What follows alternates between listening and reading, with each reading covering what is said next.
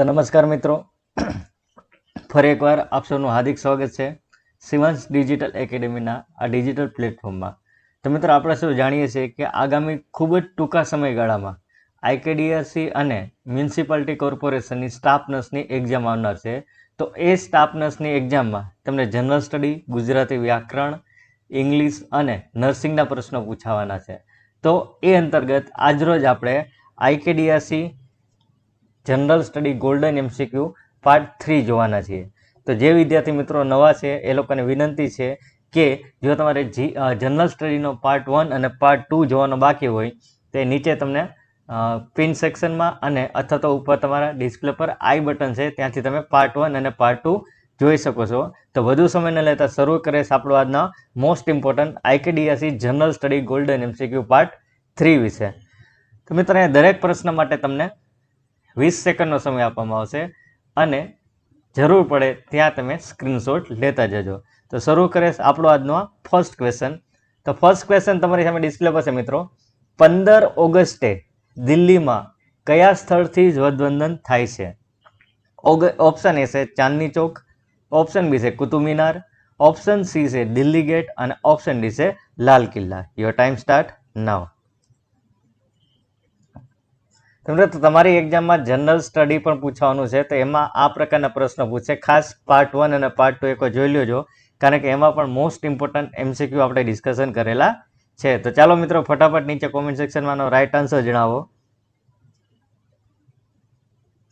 તો આનો right answer આવશે મિત્રો લાલ કિલ્લા. તો 15મી ઓગસ્ટે દિલ્હીમાં લાલ કિલ્લા પર ધ્વજવંદન કરવામાં આવે છે. તો મોટાભાગના વિદ્યાર્થી મિત્રોનો રાઈટ આન્સર હતો. તો આગળ વધ્યા આજના ક્વેશ્ચન નંબર 2 ઉપર. ક્વેશ્ચન નંબર 2 તમારા સાથે ડિસ્પ્લે પર છે મિત્રો. કેટલા વર્ષથી ઓછી ઉંમરના શ્રમિકોને બાળ મજૂર તરીકે ગણવામાં આવે છે?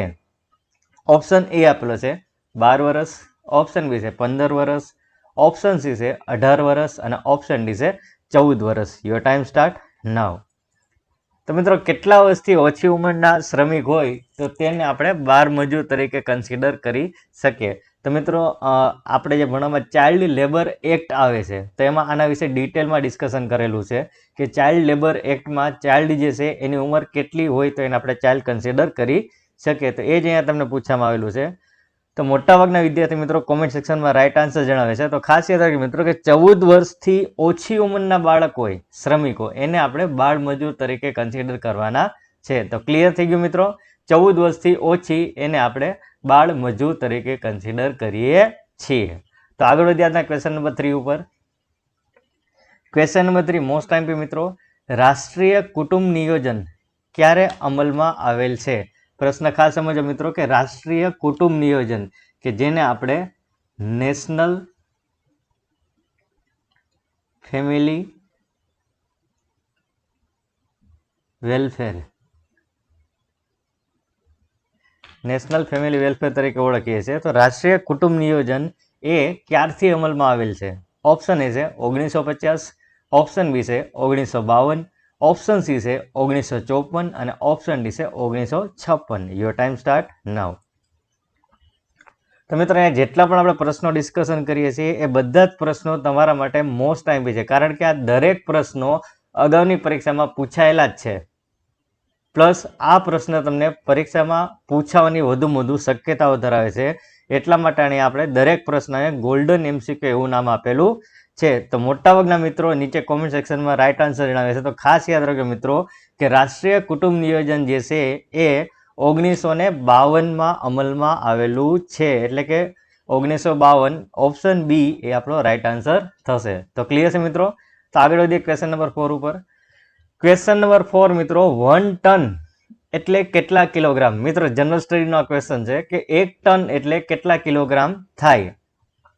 ઓપ્શન એ છે 100 કિલોગ્રામ, ઓપ્શન બી છે 1000 કિલોગ્રામ, ઓપ્શન સી છે 10,000 કિલોગ્રામ અને ઓપ્શન ડી છે 25,000 કિલોગ્રામ. યોર ટાઈમ સ્ટાર્ટ નાઉ. મિત્રો, આજે તમને એક ક્વેશ્ચન પૂછેલો છે, એ ક્વેશ્ચન જે આપણે એકમ કે યુનિટ હોય એમાંથી તમને પૂછેલો છે કે જેને આપણે એસઆઈ યુનિટ તરીકે ઓળખીએ છીએ. કયા યુનિટ તરીકે? SR unit.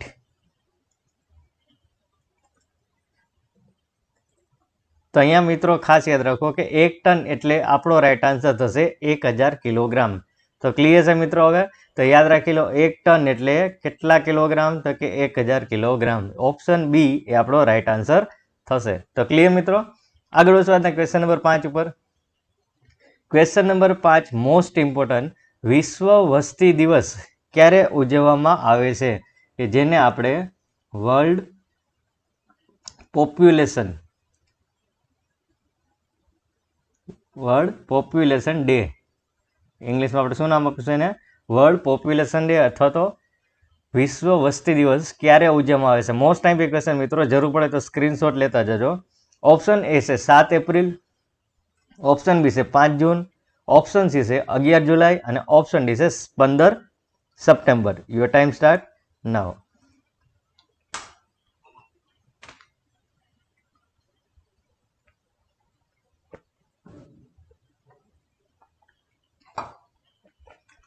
તો ચાલો મિત્રો નીચે કોમેન્ટ સેક્શનમાં રાઈટ આન્સર જણાવો કે વિશ્વ વસ્તી દિવસ એટલે કે વર્લ્ડ પોપ્યુલેશન ડે એ ક્યારે ઉજવવામાં આવે છે?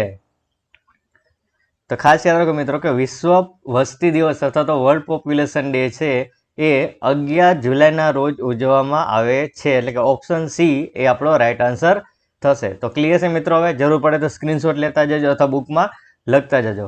તો આગળ શું ક્વેશ્ચન નંબર 6 ઉપર. ક્વેશ્ચન નંબર 6 મિત્રો, RKSK એટલે શું? મોસ્ટ ટાઈમ ક્વેશ્ચન મિત્રો, RKSK એટલે શું? તો મિત્રો આજે ગવર્મેન્ટના જે પ્રોગ્રામ હોય છે અથવા તો ગવર્મેન્ટની જે સ્કીમો હોય છે એમાંથી તમને પૂછાયેલો ક્વેશ્ચન છે, બરાબર? અથવા તો ગવર્મેન્ટની તમે યોજના કહો તો યોજના, બરાબર? તો આપણે ખબર છે કે જનરલ સ્ટડી કરતા હોય તો આપણે મહત્ત્વના પ્રોગ્રામ, મહત્ત્વની સ્કીમો, મહત્ત્વની યોજનાઓ કરતા હોઈએ છીએ. તો એમાંથી જ તમને એક આ પ્રશ્ન પૂછ્યો છે કે RKSK એટલે શું? ઓપ્શન એ આપેલો છે રાષ્ટ્રીય કુમારી સ્વાસ્થ્ય કાર્યક્રમ, ઓપ્શન બી છે રાષ્ટ્રીય કર્મચારી સ્વાસ્થ્ય કાર્યક્રમ, ઓપ્શન સી છે રાષ્ટ્રીય કિસાન સ્વાસ્થ્ય કાર્યક્રમ અને ઓપ્શન ડી છે રાષ્ટ્રીય કિશોર સ્વાસ્થ્ય કાર્યક્રમ. Your time start now.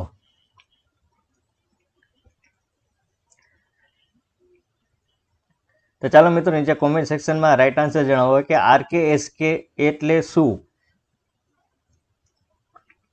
તો મિત્રો જો આટલો વિડીયો તમે જોયો તો એટલે તમને એટલીસ્ટ એટલો ખ્યાલ આવ્યો કે જનરલ સ્ટડીમાં તમને કેવા પ્રકારના પ્રશ્નો પૂછાશે. આ સિવાય પાર્ટ 1 અને પાર્ટ 2માં પણ આપણા અગત્યના જનરલ સ્ટડીના ક્વેશ્ચન એટલે કે જીકેના પ્રશ્નો જોયેલા છે. તો એ વિડીયો તમે એકવાર ખાસ જોજો. તો અહીંયા તમારો રાઈટ આન્સર આવશે મિત્રો રાષ્ટ્રીય કિશોર સ્વાસ્થ્ય કાર્યક્રમ એટલે કે ઓપ્શન ડી જે છે એ આપણો રાઈટ આન્સર થશે. ઘણા બધા મિત્રો મિક્સમાં આન્સર આપતા હતા. હવે ખાસ યાદ મિત્રો, રાષ્ટ્રીય કિશોર સ્વાસ્થ્ય કાર્યક્રમ એટલે કે RKSK. ક્લિયર છે મિત્રો? જરૂર પડે તો સ્ક્રીનશોટ લઈ લેજો અથવા તો નોટબુકમાં લખી લેજો. તો આગળ આજના ક્વેશ્ચન નંબર 7 ઉપર. ક્વેશ્ચન નંબર 7 એવો છે મિત્રો કે ખોરાકમાં આયોડિનની ઉણપથી કયો રોગ થાય છે? મોસ્ટ ટાઈમ ક્વેશ્ચન મિત્રો. તો જે જનરલ સાયન્સ છે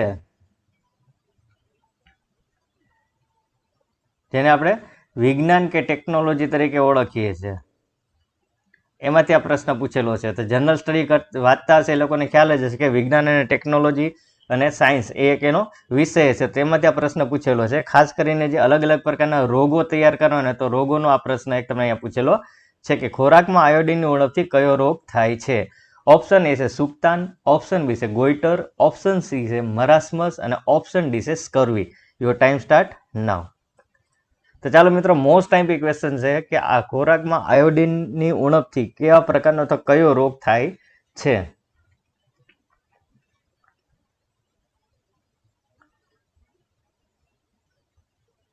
તો મોટાભાગના મિત્રો, વિદ્યાર્થી મિત્રો નીચે કોમેન્ટ સેક્શનમાં રાઈટ આન્સર જણાવે છે. તો મિત્રો જે લોકો લાઈવ છે એ લોકોને ખાસ વિનંતી કે નીચે કોમેન્ટ સેક્શનમાં આન્સર જણાવો, જેથી કરીને ખ્યાલ આવે કે તમને તમારું નોલેજ ખ્યાલ આવે. અને આ વિડીયોને ફટાફટ તમારા તમામ મિત્રો સાથે અને તમારા ગ્રુપમાં શેર કરી દો, જેથી કરીને વધુમાં વધુ લોકો આપણા લાઈવ ટેસ્ટમાં જોડાઈ શકે. તો અહીંયા તમારો રાઈટ આન્સર આવશે ગોઈટર. કયો આવશે મિત્રો? ગોઈટર. તો ક્લિયર છે મિત્રો? હવે સાથે સાથે નોટબુકમાં લખી લો કે સુક્તાન જે છે એ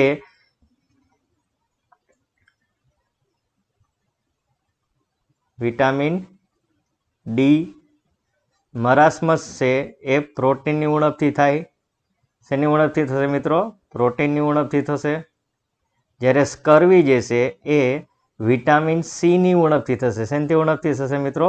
સી. તો આ ખાસ યાદ રાખજો, કારણ કે આ પ્રકારના પ્રશ્નો પર તમને પૂછાય છે. તો ક્લિયર. અહીં આપણો રાઈટ આન્સર આવશે ખોરાકમાં આયોડિનની ઉણપથી કયો થાય? ગોઈટર. સુક્તાન શેનથી થશે?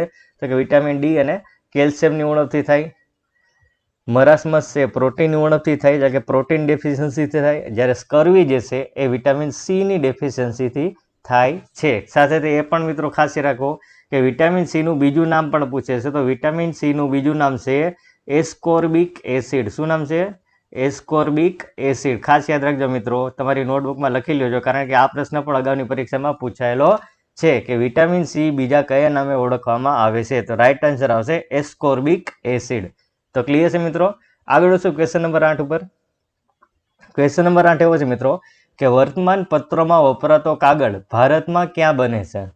વર્તમાન પત્ર એટલે મિત્રો આપણે જેને છાપા તરીકે ઓળખીએ, તો છાપામાં વપરાતો કાગળ જે છે એ ભારતમાં કઈ જગ્યાએ બને છે, એવો તમને અહીંયા પ્રશ્ન પૂછેલો છે. તો ઓપ્શન એ આપેલો છે ઔરંગાબાદ, ઓપ્શન બી છે નાસિક, ઓપ્શન સી છે નેપાલનગર અને ઓપ્શન ડી છે Dewas. Your time start now.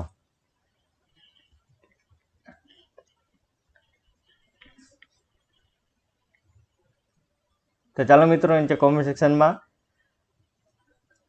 Right answer જણાવો. સાથે આ વિડીયોને તમારા ગ્રુપમાં શેર કરતા રહ્યો, જેથી કરીને વધુ લોકો આપણી આ લાઈવ ટેસ્ટમાં જોડાઈ શકે અને પોતાનું નોલેજ ચેક કરી શકે.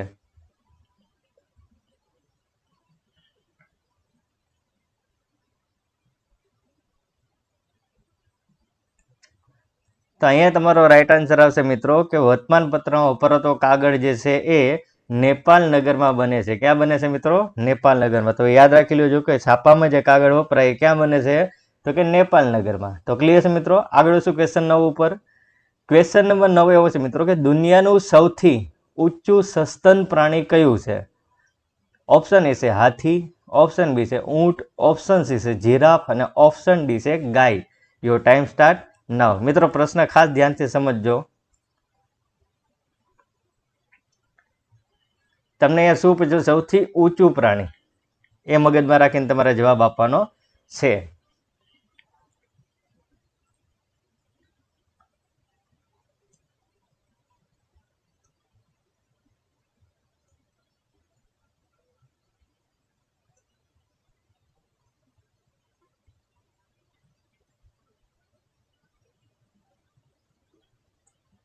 તો અહીંયા તમારો રાઈટ આન્સર આવશે મિત્રો જીરાફ. એટલે કે ઓપ્શન સી એ આપણો રાઈટ આન્સર થશે. તો જીરાફ એ દુનિયાનું સૌથી ઊંચું સસ્તન પ્રાણી છે.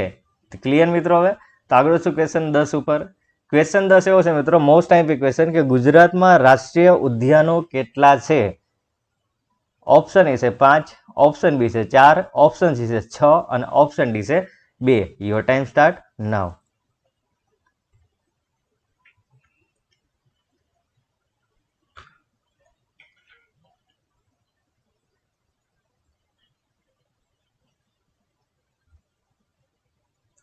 તો ચાલો મિત્રો નીચે કોમેન્ટ સેક્શનમાં રાઈટ આન્સર આવે કે ગુજરાતમાં કુલ કેટલા રાષ્ટ્રીય ઉદ્યાનો આવેલા છે?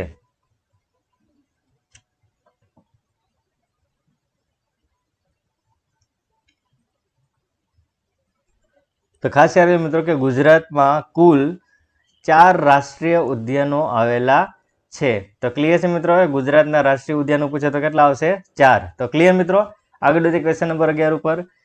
ક્વેશ્ચન નંબર 11 એવો છે કે એક અંદાજ પ્રમાણે દર ખાલી જગ્યા મીટરની ઊંચાઈ જતા વાતાવરણમાં 1 અંશ સેલ્સિયસનો ઘટાડો થાય છે. તો કેટલા મીટરની ઊંચાઈ જતા 1 અંશ સેલ્સિયસનો ઘટાડો થાય છે? આવો તમને પ્રશ્ન પૂછેલો છે.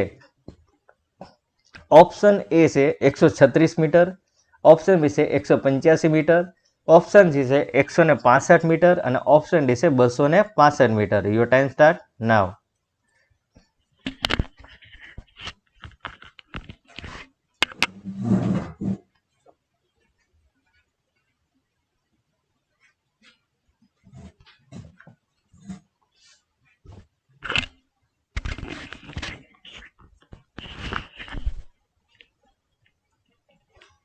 તો ખાસ યાદ રાખો મિત્રો કે જ્યારે વાતાવરણમાં 165 મીટરની ઊંચાઈએ જઈએ ત્યારે વાતાવરણમાં 1 સેલ્સિયસનો ઘટાડો જોવા મળે છે. તો અહીંયા તમારો રાઈટ આન્સર આવશે 165 મીટર. તો ક્લિયર છે. આગળ વધતા ક્વેશ્ચન નંબર 12 ઉપર. Question number 12 most time pay મિત્રો કે જે ગુજરાતી ભાષા અથવા ગુજરાતી સાહિત્યનો પ્રશ્ન તમે કન્સિડર કરી શકો છો, જે જીએસનો પણ એક પાર્ટ છે. તો ગુજરાતની અસ્મિતા આ શબ્દના પ્રણેતા કોણ છે? ઓપ્શન એ છે નર્મદ, ઓપ્શન બી છે ગાંધીજી, ઓપ્શન સી છે ઉમાશંકર જોશી અને ઓપ્શન ડી છે Narendrabhai Modi. Your time start now.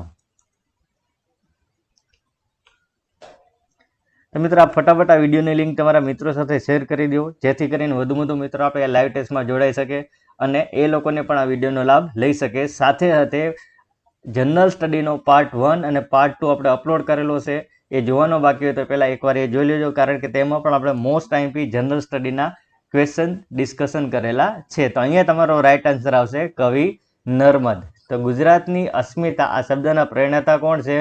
તો કે કવિ નર્મદ. તો ક્લિયર મિત્રો? જરૂર પડે તો સ્ક્રીનશોટ લેતા જજો અથવા તમારી નોટબુકમાં ક્યાંક લખી લો કે ગુજરાતની અસ્મિતા શબ્દના પ્રેરણાતા કોણ? તો કે કવિ નર્મદ. તો ક્લિયર છે મિત્રો? આગળ શું ક્વેશ્ચન નંબર 13 ઉપર. ક્વેશ્ચન નંબર 13 એ યોજનાઓનો પ્રશ્ન છે મિત્રો કે અટલ સ્નેહ યોજના આ યોજનાના લાભાર્થી કોણ હોય છે? ઓપ્શન એ છે જન્મજાત ખામીવાળા નવજાત શિશુ, ઓપ્શન બી છે શાળાએ જતા બહેરા મૂંગા બાળકો, ઓપ્શન સી છે સગર્ભા માતાઓ અને ઓપ્શન ડી છે ગ્રામીણ કિશોરીઓ. Your time start now. તો મિત્રો હમણાં જ આપણે ડિસ્કશન કર્યું કે તમે જ્યારે જનરલ સ્ટડીની કે જીકેની તૈયારી કરતા હોય એમાં તમારે ગવર્મેન્ટની યોજનાઓ, પ્રોગ્રામ, સ્કીમ વગેરે કરવાનું હોય છે. તો એ અંતર્ગત તમને અહીંયા પ્રશ્ન પૂછેલો છે કે અટલ સ્નેહ યોજનાના લાભાર્થીઓ કોણ હોય છે? તો ખાસ યાદ રાખજો મિત્રો કે અટલ સ્નેહ યોજના જે છે એના લાભાર્થી આવશે જન્મજાત ખામીવાળા નવજાત શિશુ. એટલે કે ઓપ્શન એ જે છે એ આપણો રાઈટ આન્સર થશે. તો ક્લિયર છે મિત્રો? હવે તો આગળ શું ક્વેશ્ચન નંબર 14 ઉપર. ક્વેશ્ચન નંબર 14 એવો છે કે ગુજરાતના મુખ્યમંત્રી તથા ભારતીય સેના દ્વારા ગુજરાતના કયા સ્થળે સીમા દર્શન કાર્યક્રમ ખુલ્લો મૂકવામાં આવેલો છે? તો જે વિદ્યાર્થી મિત્રો કરંટ અફેરની તૈયારી કરતા હશે એ લોકોને આનો આન્સર ખબર જ હશે કે ગુજરાતના મુખ્યમંત્રી તથા ભારતીય સેના દ્વારા ગુજરાતના કયા સ્થળે સીમા દર્શન કાર્યક્રમ ખુલ્લો મૂકવામાં આવેલો છે? ઓપ્શન એ આપેલો છે સુઈગામ, ઓપ્શન બી છે ભાભર, ઓપ્શન સી છે થરાદ અને ઓપ્શન ડી છે Khavad. Your time start now.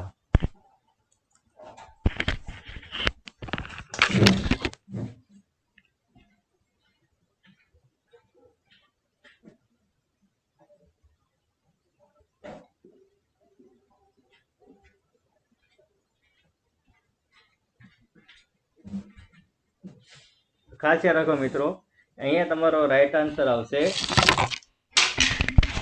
Option A Suigam.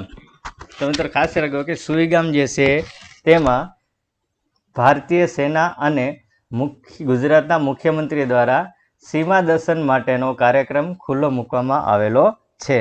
તો ક્લિયર મિત્રો? હવે તો આગળ વધીએ ક્વેશ્ચન નંબર 15 ઉપર. ક્વેશ્ચન નંબર 15 એવો છે મિત્રો કે ડેમોન્સ્ટ્રેશન આ શબ્દ નીચેનામાંથી કોની સાથે સંકળાયેલ છે? ઓપ્શન એ છે ઇતિહાસ, ઓપ્શન બી છે ભૂગોળ, ઓપ્શન સી છે વિજ્ઞાન અને ઓપ્શન ડી છે અર્થશાસ્ત્ર. Your time start now.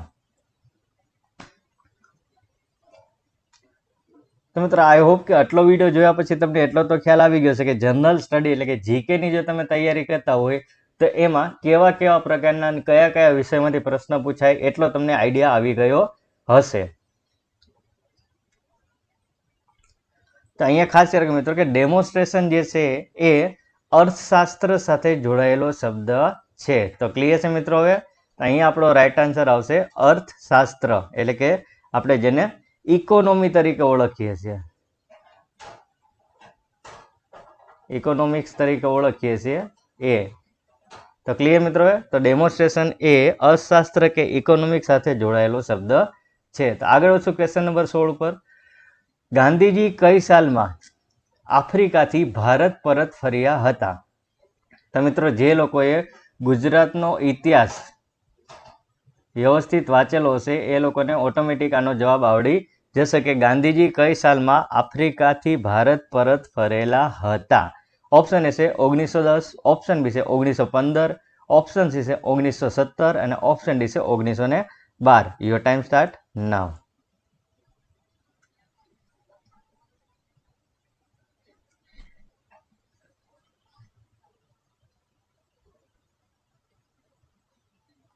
તો ચાલો મિત્રો નીચે કોમેન્ટ સેક્શનમાં રાઈટ આન્સર જણાવો કે ગાંધીજી આફ્રિકાથી કયા વર્ષમાં એટલે કે કઈ સાલમાં ભારત પરત ફર્યા હતા?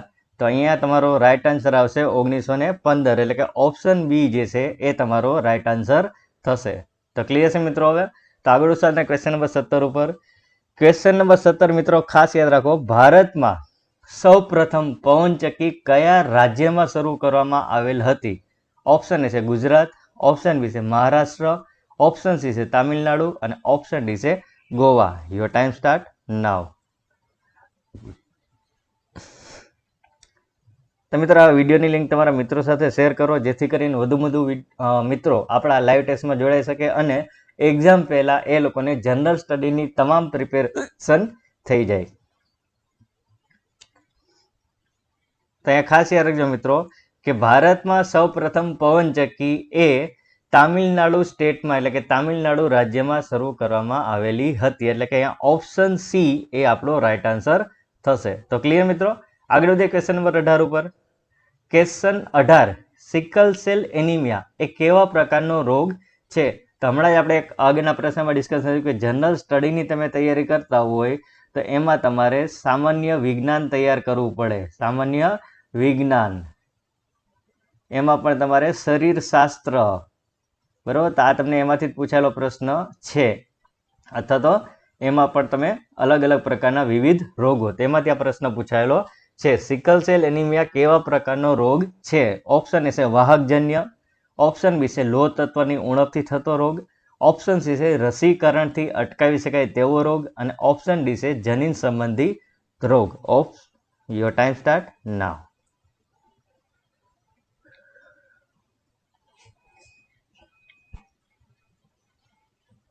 તો ચાલો મિત્રો નીચે કોમેન્ટ સેક્શનમાં રાઈટ આન્સર જણાવો કે સિકલ સેલ એનિમિયા જે છે એ કેવા પ્રકારનો રોગ છે? તો મિત્રો હવે તમને એટલો ખ્યાલ આવી ગયો છે કે તમારે જનરલ સ્ટડી કરતા હોય તો એમાં આ પ્રકારના રોગો સંબંધિત પ્રશ્નો પર તમને પૂછવાની શક્યતા રહેલી છે, કારણ કે એ પણ એક જનરલ સ્ટડીનો જ પાર્ટ છે. તો અહીંયા તમારો રાઈટ આન્સર આવશે ઓપ્શન ડી, જનીન સંબંધિત રોગ, એટલે કે જેને આપણે જીનેટિકલ ડિસઓર્ડર તરીકે ઓળખીએ છીએ.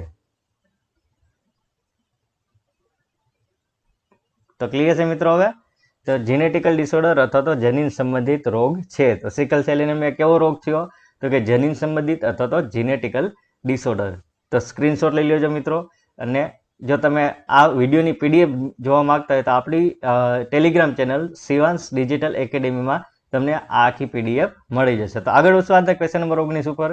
ક્વેશ્ચન નંબર 19 એવો છે, દેશની કેટલા ટકા દવાઓ અને ફાર્માસ્યુટિકલ પ્રોડક્ટનું ઉત્પાદન ગુજરાતમાં થાય છે?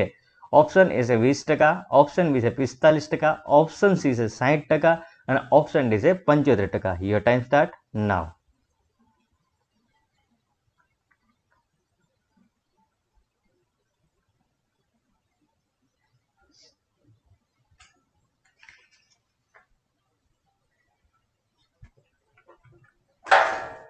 તો ચાલો મિત્રો નીચે કોમેન્ટ સેક્શનમાં રાઈટ આન્સર જણાવો.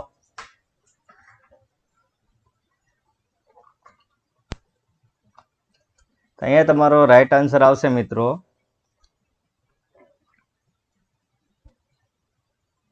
ઓપ્શન બી, એટલે કે 45%. તો ભારતમાં જેટલી પણ દવાઓ પ્રોડક્ટ થાય છે તેમાંથી 45% એક ગુજરાત માત્ર 45%નું પ્રોડક્શન કરે છે. તે ગર્વની બાબત છે. તો આગળ વધ્યા હતા ક્વેશ્ચન નંબર 20 ઉપર.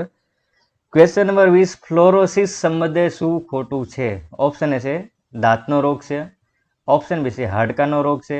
ઓપ્શન સી છે ફ્લોરાઇડ, પાણીમાં ફ્લોરાઇડનું વધુ પ્રમાણને લીધે થતો રોગ છે. અને ઓપ્શન ડી છે પાણીમાં ફ્લોરાઇડની ઉણપથી થતો રોગ છે.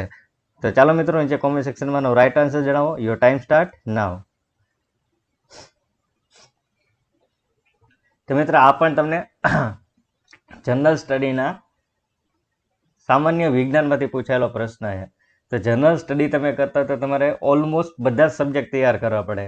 એમાં ઇતિહાસ આવી ગયો, સાંસ્કૃતિક વારસો આવી ગયો, બંધારણ આવી જશે, બરોબર, પોલિટિક્સ આવી જશે, સામાન્ય વિજ્ઞાન આવી જશે, રમતગમત આવી જશે, યોજનાઓ આવી જશે, બરોબર. આ બધું તમારે કરવાનું થશે.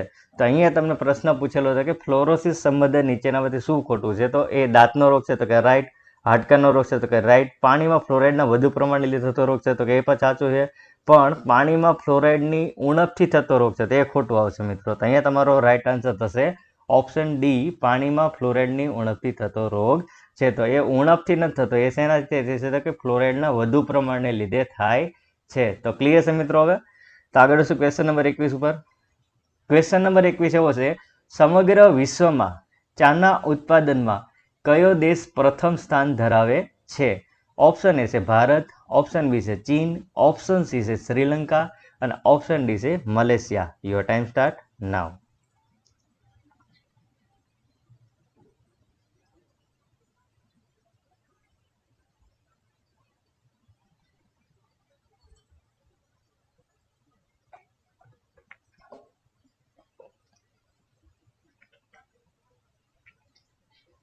તો મોટાભાગના વિદ્યાર્થી મિત્રો નીચે કોમેન્ટ સેક્શનમાં રાઈટ આન્સર જણાવે છે. તો ખાસ યાદ રાખો મિત્રો કે ચાના ઉત્પાદનમાં આપણો ભારત દેશ એ પ્રથમ સ્થાન ધરાવે છે. તો ક્લિયર છે મિત્રો. હવે તો ભારત ચાના ઉત્પાદનમાં પ્રથમ સ્થાન ધરાવે છે. ક્યાં? સમગ્ર વિશ્વમાં. તો ક્લિયર, એ સારી વસ્તુ કહેવાય. આગળ શું ક્વેશ્ચન નંબર 22 ઉપર. ક્વેશ્ચન નંબર 22 એવો છે, કયા સાહિત્યકારને આદિ કવિ તરીકે જાણીતા છે અથવા કયા સાહિત્યકાર આદિ કવિ તરીકે ઓળખાય છે? ઓપ્શન એ છે દયારામ, ઓપ્શન બી છે મીરાબાઈ, ઓપ્શન સી છે પ્રેમાનંદ અને ઓપ્શન ડી છે Narsinh Mehta. Your time start now.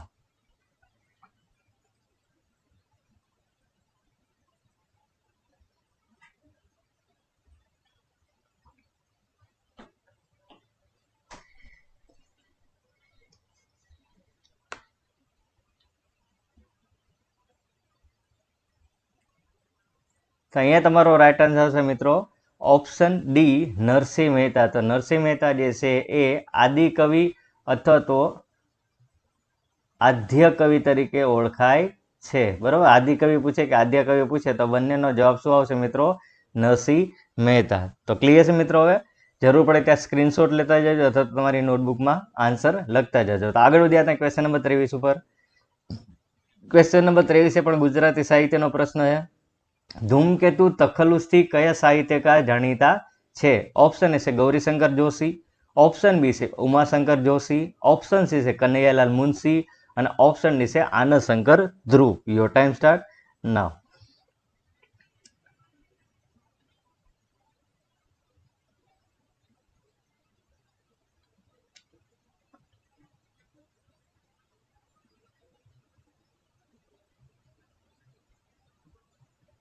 તો ચાલો મિત્રો નીચે કોમેન્ટ સેક્શનમાં રાઈટ આન્સર જણાવો કે ધૂમકેતુ તખલ્લુસથી કોણ જાણીતું છે? તો અહીંયા તમારો રાઈટ આન્સર છે ઓપ્શન એ ગૌરીશંકર જોશી. હવે આ પ્રશ્ન તમે બીજી એવી રીતે પણ પૂછે કે ગૌરીશંકર જોશી કયા તખલ્લુસથી જાણીતા છે? તો એનો રાઈટ આન્સર આવશે ધૂમકેતુ.